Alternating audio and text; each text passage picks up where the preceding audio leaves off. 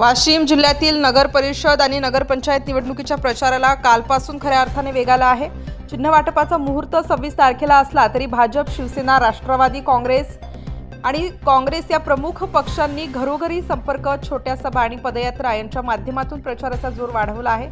कार्यकर्त्यांची वाढती गर्दी, घोषणाबाजी आणि मतदारांचा उत्स्फूर्त प्रतिसाद यामुळे संपूर्ण जिल्ह्यात निवडणुकीचे वातावरण तापले आहे। मात्र अपक्ष उमेदवारांची चांगलीच कोंडी होताना दिसत आहे।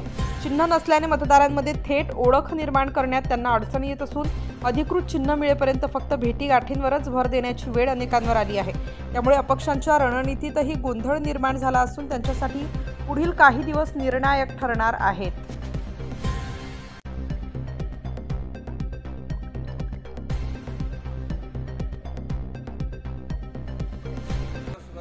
चिन्ह वाटप व्हायचे आहेत, पण आपण प्रचाराला सुरुवात झाली आहे।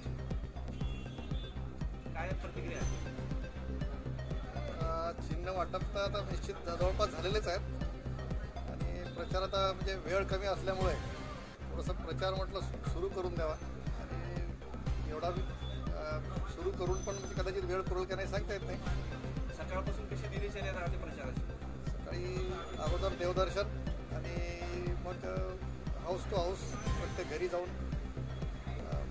ज्येष्ठांचा आशीर्वाद घ्यायचा आणि प्रत्येक प्रभागात फिरणं सुरू आहे। केवळ 10 दिवसाचा अवधी उरलेला आहे। घरोघरी जाऊन प्रत्येक मतदाराला भेटणं हे मोठं आव्हान असणार आहे।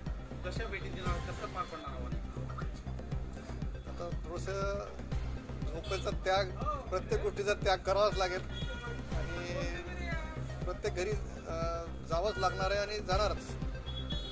काय विजन असणार आहे विकासाचं? तसंच आता जे देशात नरेंद्रजी मोदी साहेब आमचे कार्य करत आहे, राज्यात देवेंद्रजी करत आहे, तसेच त्या साखळीप्रमाणे वाशिममध्ये सुद्धा तीच वाटचाल राहील।